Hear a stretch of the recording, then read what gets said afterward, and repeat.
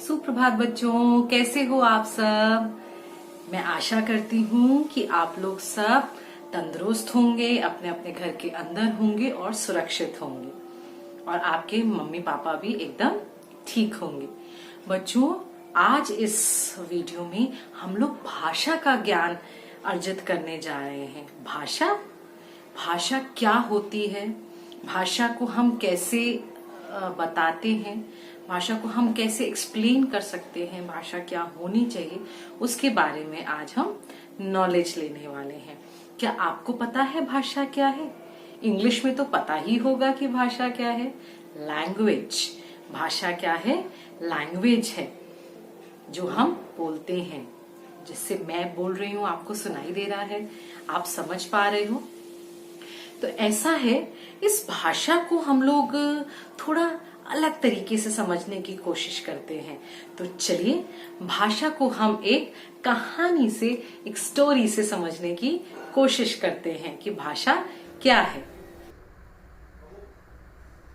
बच्चों, अब इस तस्वीर में देखो, सौरभ किस तरह से इशारा करके अपनी माँ को कुछ कहना चाह रहा है और माँ उसके इशारे को समझ जाती है कि उसे भूख लगी है और वो खाना लेके आ जाती है और सौरभ खाना आराम से खा लेता है। बच्चों, सौरभ ने फिर इशारा किया, पर इस बार माँ समझ नहीं पाई कि वो क्या कहना चाहता है। ज़रूरी नहीं है कि हर बार इशारा समझा ही जाए।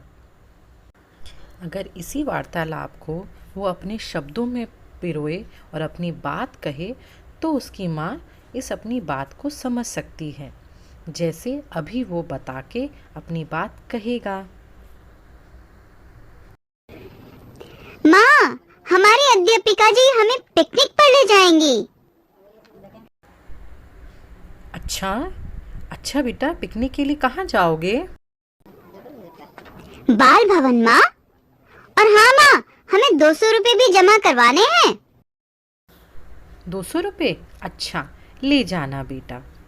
देखा बच्चों, जो बात हम संकेतों से नहीं समझा सकते थे वो हमने बोलकर और सुनकर कितनी आसानी से समझ लिया, है ना। सौरभ ने पत्र लिखकर अपनी मौसी को पूरे पिकनिक की जानकारी दी और जब मौसी को पत्र मिला तब मौसी को उस पिकनिक के बारे में जानने का अवसर भी मिला, है ना। हम बोलकर, पढ़कर, लिखकर, सुनकर सब चीज़ें करते हैं। बोलकर, लिखकर अपने विचार प्रकट करते हैं और सुनकर, पढ़कर दूसरे के विचारों को जानते हैं।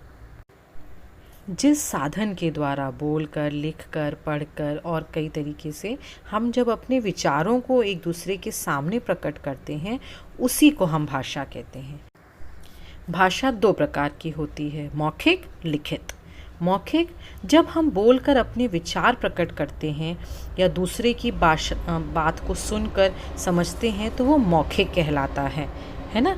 जब मैंने कुछ बोला और आपने सुना, जैसे बातचीत करना, कहानी सुनना, भाषण देना, पढ़ाई करना, पढ़ाना, जैसे मैं पढ़ा रही हूँ, आप मुझे सुन रहे हैं, तो ये मौखिक भाषा है। लिखित भाषा, जब हम लिखकर अपने विचार प्रकट करते हैं और दूसरों के विचारों को पढ़ते हैं, जैसे पत्र लिखना, ईमेल करना, समाचार पत्र, कहानी लिखना और अभी हम जैसे व्हाट्सएप पे पढ़ाई कर रहे हैं, ये भी एक भाषा का आदान प्रदान है। बच्चों, हमारे देश में बहुत ही भिन्न भिन्न प्रकार की भाषाएं हैं, जैसे कि कश्मीर में कश्मीरी बोली जाती है ना। पंजाब में पंजाबी बोली जाती है, गुजरात में गुजराती, पश्चिम बंगाल में बंगाली, आंध्र प्रदेश में तेलुगु, केरल में मलयालम, कर्नाटक में कन्नड़, तमिलनाडु में तमिल, उड़ीसा में उड़िया, महाराष्ट्र में मराठी बोली जाती है। हिंदी भारत की राष्ट्रभाषा है। ये हमारे लगभग हर राज्य में बोली और समझी जाती है। ये एक ऐसी भाषा है जिसको आप हर जगह सुनने को मिलती है, हर किसी को आनी चाहिए। आपको याद भी होगा, मैंने शुरू में जब आप लोगों को विषय परिचय कराया था, तो इस बारे में जानकारी दी थी।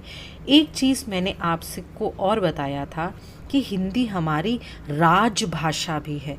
राजभाषा क्या होता है, आपको याद है? राजभाषा मतलब जो सरकारी दफ्तरों में कार्य के दौरान इस्तेमाल की जाती है, बोली जाती है, उसको लोग यूज़ करते हैं, इसीलिए हम उसको राजभाषा भी कहते हैं। इसलिए हमें हिंदी आना बहुत ज़रूरी है। अब एक बहुत ज़रूरी बात, क्या आपको पता है कि हमें व्याकरण क्यों पढ़ना चाहिए? व्याकरण का सही ज्ञान प्राप्त करके ही हम किसी भाषा को शुद्ध रूप से बोल सकते हैं, समझ सकते हैं, पढ़ सकते हैं, लिख सकते हैं। जब तक आपकी बात सही शब्दों में सामने वाले के प्रकट नहीं होगी, तो आपकी बात का कोई महत्व नहीं होगा।